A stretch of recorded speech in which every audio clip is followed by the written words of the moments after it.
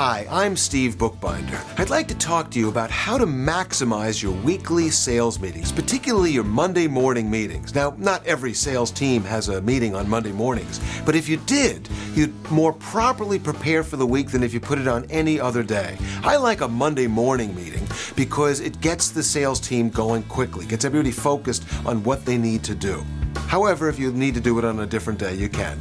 If you want to maximize that meeting, you need to be able to do a couple of things. The first is you need to get away from the idea that the manager is bringing the meeting to the meeting.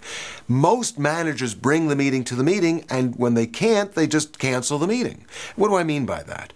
Well, if the manager typically uses that meeting for updates, for training, what have you, then if they can't think of something to say, well, they cancel the meeting. On the other hand, if the meeting is brought by the salespeople, then the meeting can occur even with no preparation, and that's exactly what you want. So I like a meeting that starts off with a forecast.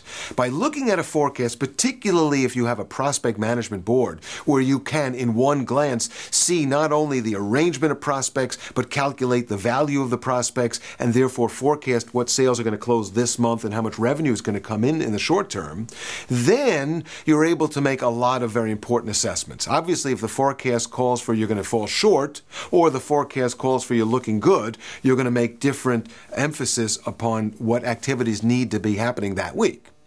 Beyond that, you need to be able to teach salespeople how to diagnose their own sales. And the key to that is teach them how to tell a sales story. When I ask a typical salesperson to tell me about a sale that they're working on, I get a really long story. I sometimes call it the Tom Clancy novel story. And what's bad about it is, first of all, it takes a really long time to tell. So I can't get through my meetings without everybody taking 10 minutes on each story.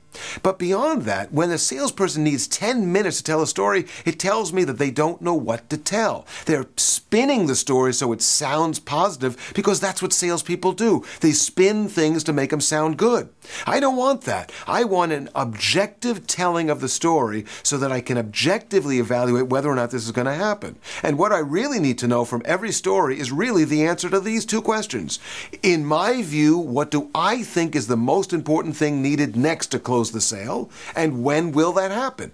If I said to you, here's what I think needs to happen next, and here's when it's going to happen, and it's scheduled to happen on such and such a date, really, we don't need to discuss it more.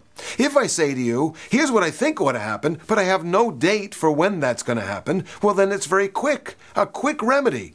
Get an appointment to have that action, or, failing that, stop counting on that prospect. And so I need to teach people that story. It shortens the storytelling time. It helps me know that the salesperson knows what to look at, helps them diagnose it, and focus on the right activities.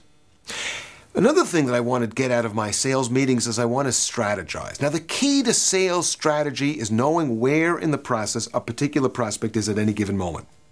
You've got 6 phases that a sale could be, anywhere from opportunity all the way through close. Depending upon which stage it's in will dictate the right next step, action step, strategy step in order to move it forward. If I don't really know where it is, I'm going to do the wrong thing. So in an exaggerated situation, if a sale is at the very beginning of the process and I'm simply waiting for the customer to buy, that's the wrong strategy. On the other hand, if a sale is moments away from a contract being faxed in or emailed in, well, then waiting is probably the right strategy, although you know what I should couple with the waiting? Calling somebody else, because I'm very soon going to lose that prospect.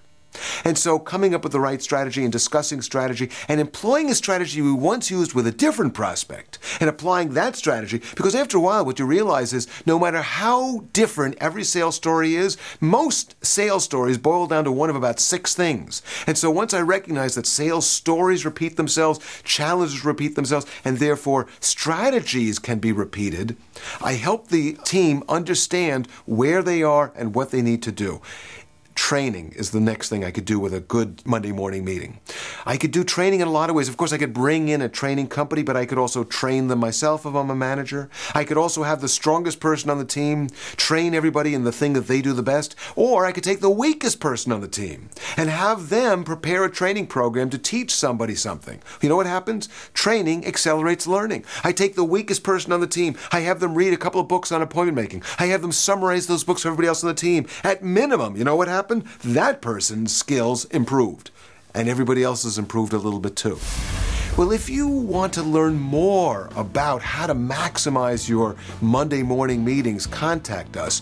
And there's a variety of things that we'll show you how to do, that when we're done, you'll have a Monday morning meeting methodology that will last you your entire career.